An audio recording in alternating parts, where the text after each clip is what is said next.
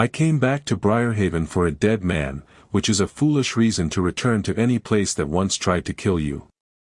The drive had been long, hours of highway blurring into coastal roads that hugged the jagged shoreline like a reluctant embrace. The sky hung low, heavy with the promise of rain, and the wind carried the sharp tang of salt that seeped into everything here: clothes, skin, memories.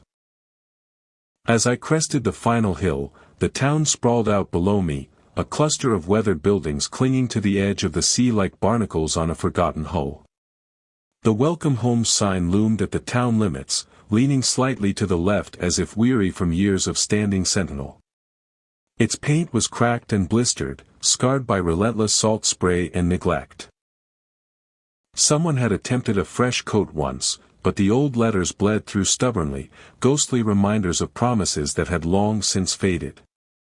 I parked my beat-up sedan near the harbor, the engine coughing to a stop.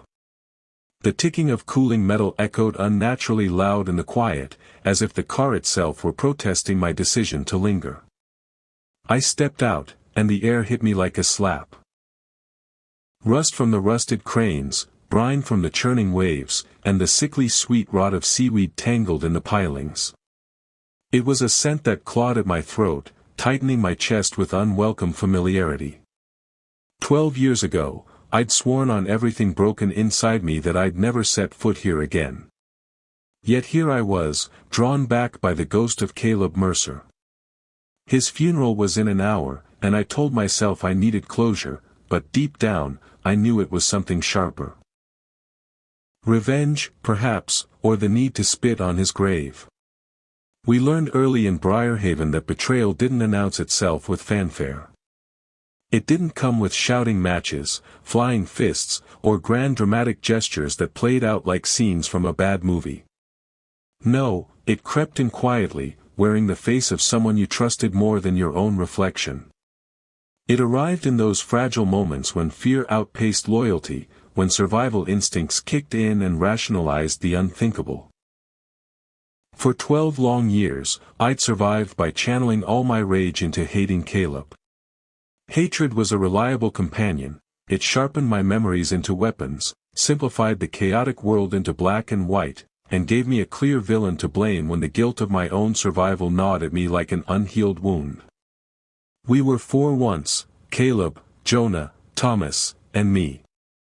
Boys who stumbled into manhood without a map, shaped by a town that didn't nurture dreams but ground them down into resignation.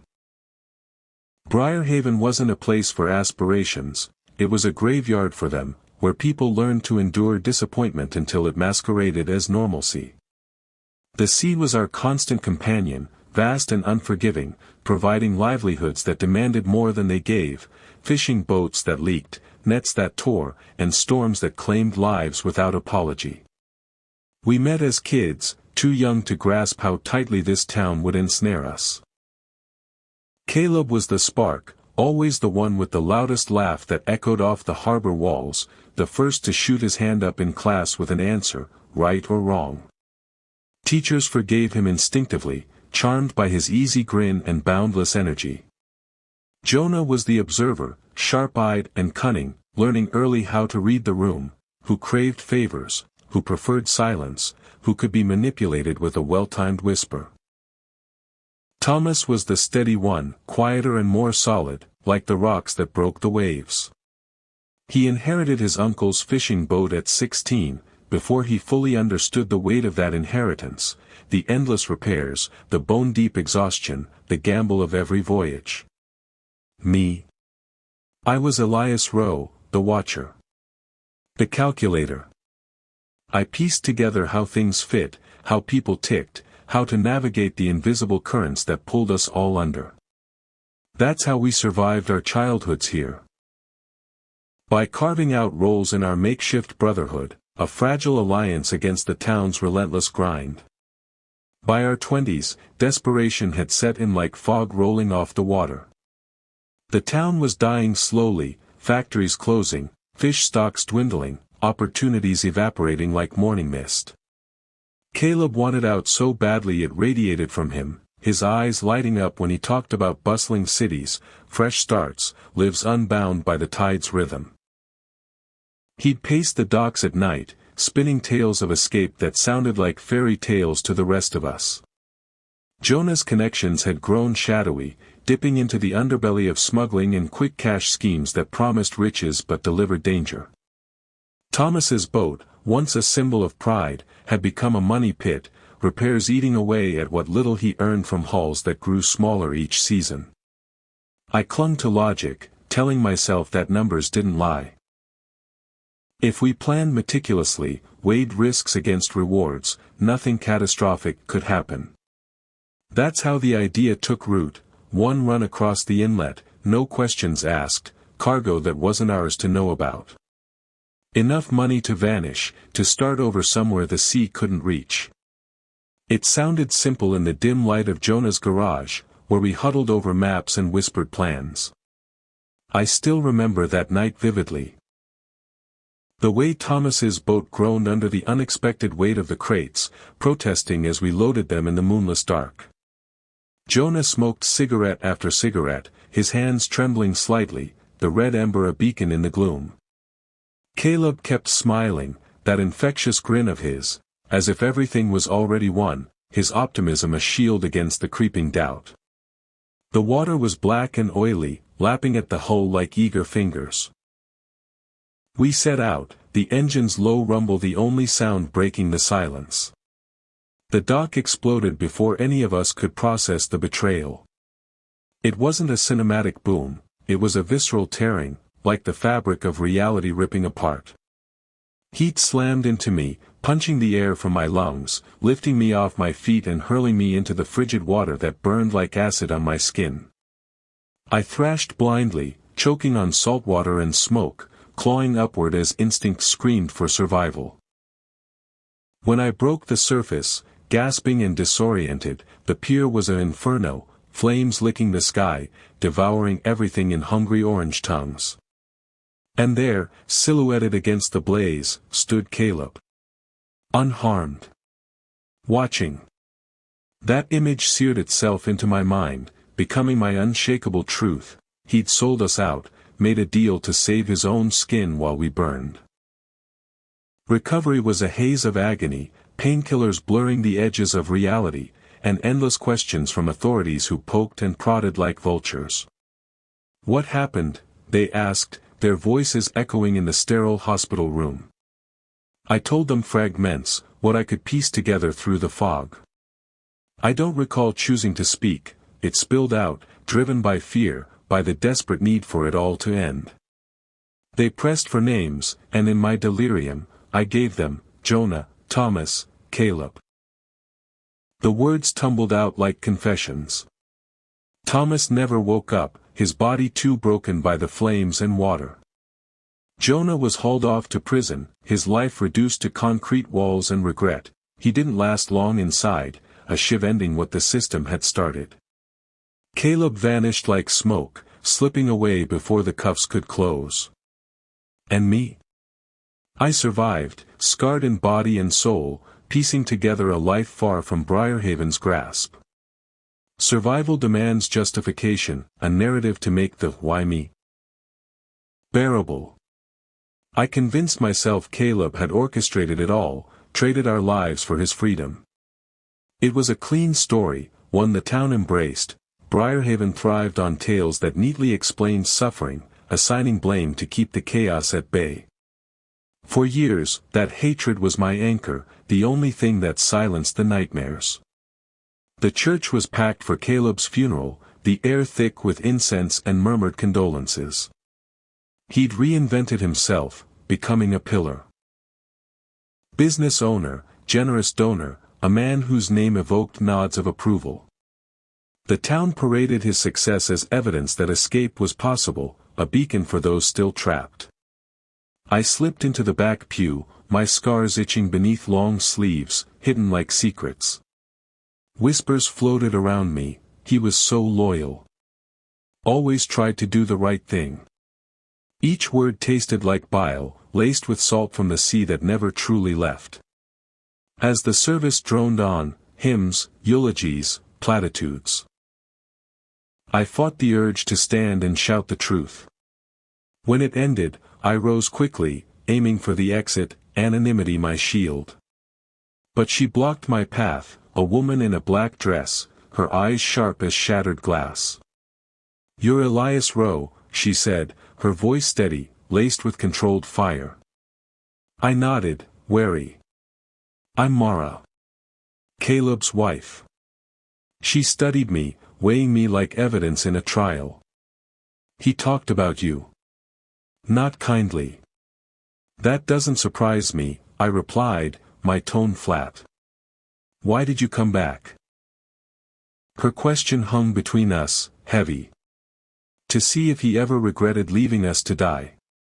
The words escaped before I could temper them. Her slap cracked across my face, sharp and stinging, but I barely registered the pain. Numbness had become my armor. "Good," she whispered, her eyes glistening with unshed tears. "Because so did I." Mara found me later, lingering outside the church as mourners dispersed like shadows. The wind whipped off the harbor, carrying the distant cry of gulls. She approached without preamble. "He didn't die peacefully," she said, her voice low. "Officially, it was a heart attack, a quiet end in his sleep. Unofficially, fear had eroded him from within. He'd become a ghost of himself, jumping at every shadow, sleeping fitfully, drowning his nights in whiskey. He rambled about the past, as if it were a predator stalking him, ready to pounce. Someone had sent him a package," she explained. "Anonymous, no return address." Inside, nestled in crumpled newspaper, was a charred fragment of dock wood, its edges rough and blackened by old flames. Carved crudely into its surface was a single word, "Remember." Hearing it, my chest constricted, not with the satisfaction I'd imagined, but with a chilling recognition. That dock fire had haunted me for years, a specter I couldn't outrun. Now, it seemed someone else had been burdened by it too, wielding it as a weapon. That night, in a dingy motel on the town's outskirts, I lay awake, the thin sheets damp with humidity. Waves crashed relentlessly against the shore outside, a rhythmic assault that mirrored my churning thoughts. I'd always envisioned revenge as something clean and deliberate, a confrontation, a reckoning, finality. But this unsettled me. Someone had beaten me to it, stealing the catharsis I'd nurtured for so long. The message pinged on my phone after midnight, the screen's glow harsh in the darkness. "You shouldn't have come back." No sender, no overt threat, just a quiet warning. I deleted it, dismissing it as a prank or a ghost seeking attention. But sleep evaded me, doubts creeping in like the tide. The next morning, fueled by coffee that tasted like regret, I headed to the public records office. The building was a relic, dust motes dancing in shafts of light filtering through grimy windows. I wasn't there for Caleb, not directly. I needed answers for myself. Digging through yellowed files and digitized scans, I hunted for the anonymous tip that had summoned the authorities to the dock that fateful night. It was logged hours after the explosion, a detail that gnawed at me like an unsolved puzzle. Buried in a faded harbor patrol report, amid bureaucratic jargon, was a handwritten note that stopped me cold, male survivor pulled from water. Conscious. Rambling. Repeating names. Names, plural. My stomach twisted, a wave of nausea rising. The implications crashed over me. Had I been the one to spill everything in my shock-addled state? I left the office in a daze, the report copied and clutched in my hand like incriminating evidence.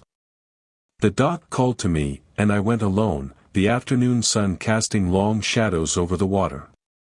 The tide was low, exposing the pilings like jagged, broken teeth gnawed by time and salt.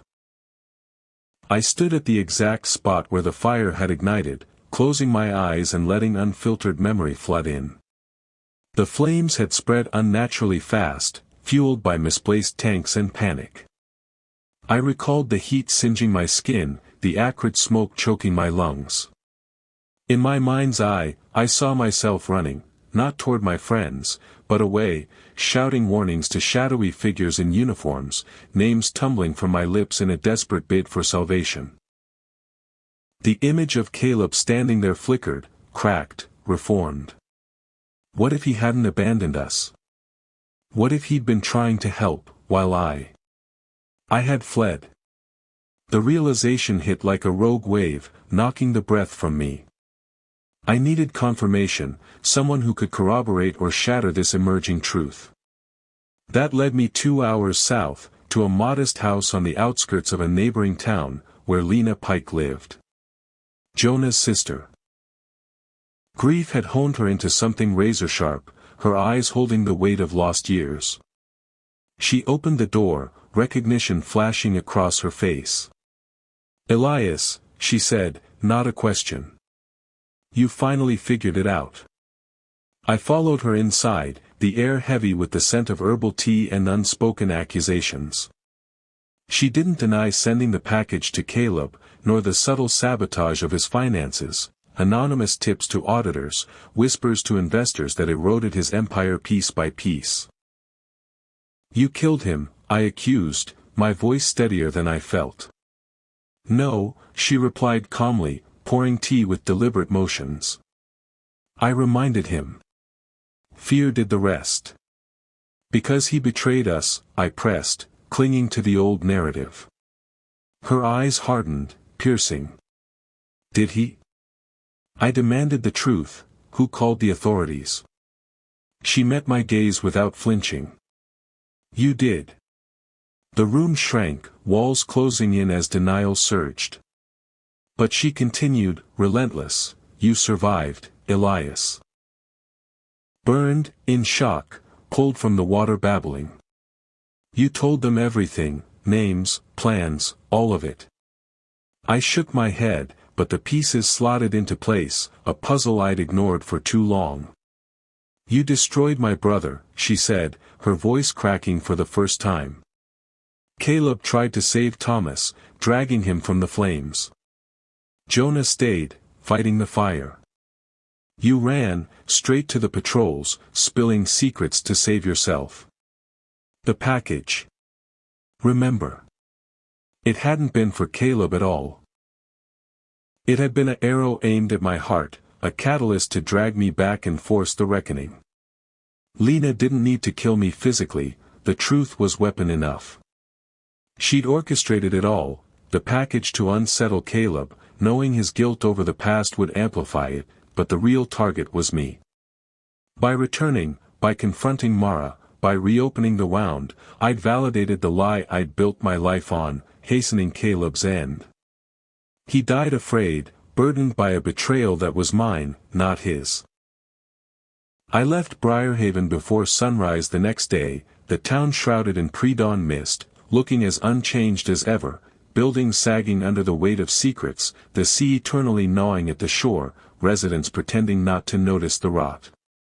As I crossed the state line, freedom tasting like ash, my phone buzzed one final time, "Now you remember." I pulled over on the shoulder, the engine idling, and let the tears come. Not for Jonah, imprisoned and broken, not for Thomas, lost to the flames. Not even for Caleb, haunted to his grave. I cried for the lie that had sustained me, the hatred that had been my crutch. Revenge hadn't been stolen from me, it had been redirected, a mirror forcing me to face the monster I'd become. In the end, I understood the cruelest truth: sometimes the enemy you hunt is the story you tell yourself to keep breathing. And when that story crumbles, you're left alone with the raw, unvarnished self, scarred, guilty, and finally, inescapably free.